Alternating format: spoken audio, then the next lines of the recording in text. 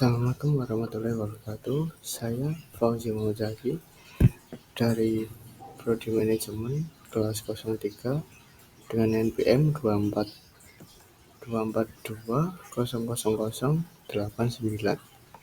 Saya di sini akan mempresentasikan akuntansi dalam aksi. Tujuan pembelajaran identifikasi aktivitas dan pengguna terkait dengan akuntansi. 2. Menjelaskan dasar-dasar akuntansi, etika, prinsip, dan asumsi. Ketiga, nyatakan persamaan akuntansi dan tentukan komponen-komponennya. Keempat, menganalisis pengaruh transaksi bisnis dan persamaan akuntansi. Kelima, jelaskan 4 laporan keuangan dan bagaimana cara penyajiannya. Selanjutnya, aktivitas identifikasi pengguna terkait dengan akuntansi. Akuntansi terdiri dari 3 kegiatan dasar. 1. Mengidentifikasi, kedua catatan, dan ketiga berkomunikasi peristiwa ekonomi suatu organisasi kepada pengguna yang berkepentingan. Selanjutnya adalah kegiatan akuntansi. Kegiatan proses akuntansi yaitu 1. Identification, kedua recording, ketiga communication. Selanjutnya adalah pengguna. Ada 2 jenis pengguna. Yang pertama adalah pengguna internal. Pengguna internal isinya adalah pertama marketing, kedua manajemen, ketiga finance, dan keempat human resources. Selanjutnya adalah pengguna eksternal.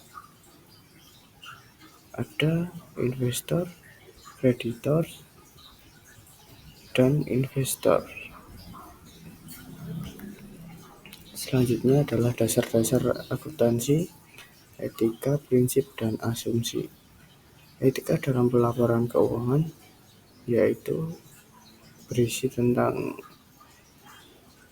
meliputi Enron, WorldCom, HealthSouth, AIG, dan perusahaan lainnya.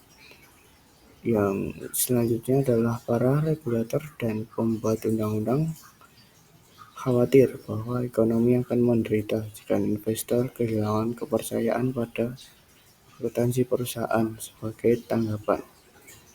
Selanjutnya adalah Kongres meloloskan Undang-Undang Sarbanes-Oxley atau disingkat SOX. Dan selanjutnya adalah pelaporan keuangan yang efektif bergantung pada perilaku etika yang baik. Selanjutnya adalah prinsip akuntansi yang diterima secara umum. Yang pertama, berbagai pengguna membutuhkan informasi keuangan ke laporan keuangan berisi tentang neraca, laporan laba rugi, laporan ekuitas pemilik, laporan arus kas, dan catatan pengungkapan. Yang di bawah ini adalah profesi akuntansi telah mengembangkan standar-standar yang diterima secara umum dan dipraktikkan secara universal ke prinsip akuntansi yang diterima secara umum atau GAAP. Dan selanjutnya kembali lagi ke laporan keuangan. Selanjutnya adalah berisi tentang persamaan akuntansi. Aktiva sama dengan kewajiban plus ekuitas pemilik. Aktiva berisi tentang sumber daya yang dimiliki suatu bisnis. Dan kedua, memberikan layanan atau manfaat di masa mendatang. Ketiga, uang tunai perlengkapan, peralatan, dan lain-lain. Yang selanjutnya adalah kewajiban. Pertama, klaim terhadap aset atau utang dan kewajiban.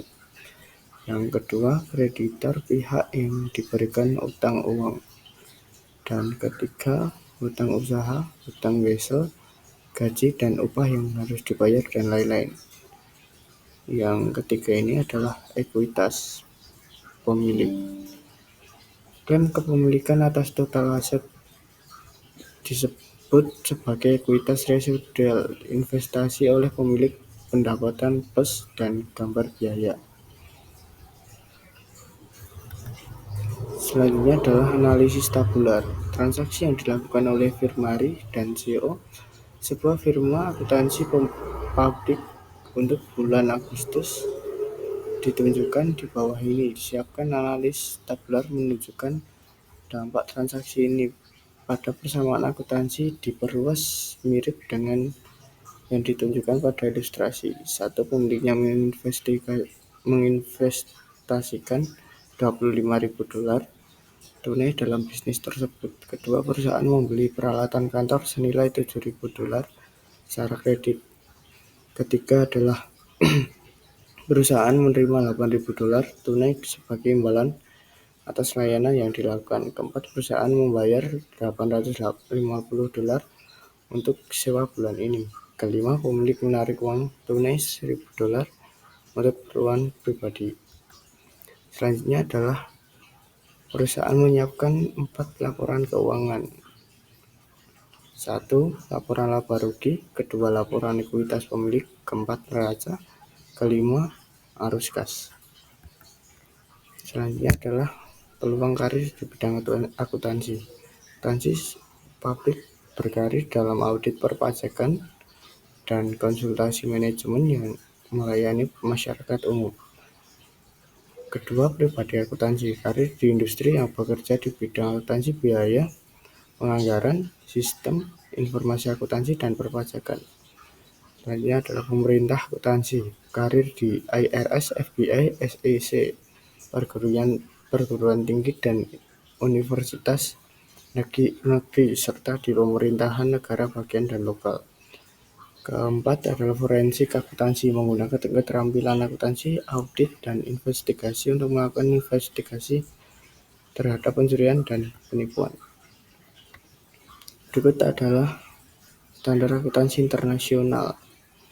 Kesamaannya berikut adalah persamaan dan perbedaan antara GAAP dan IFRS terkait dengan dasar-dasar akuntansi.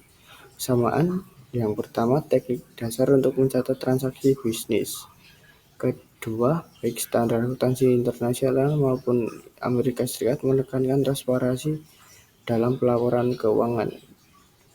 Ketiga adalah bentuk organisasi bisnis yang paling umum, yakni kepemilikan tunggal, kemitraan, dan korporasi, juga ditemukan di negara-negara yang menggunakan standar akuntansi internasional.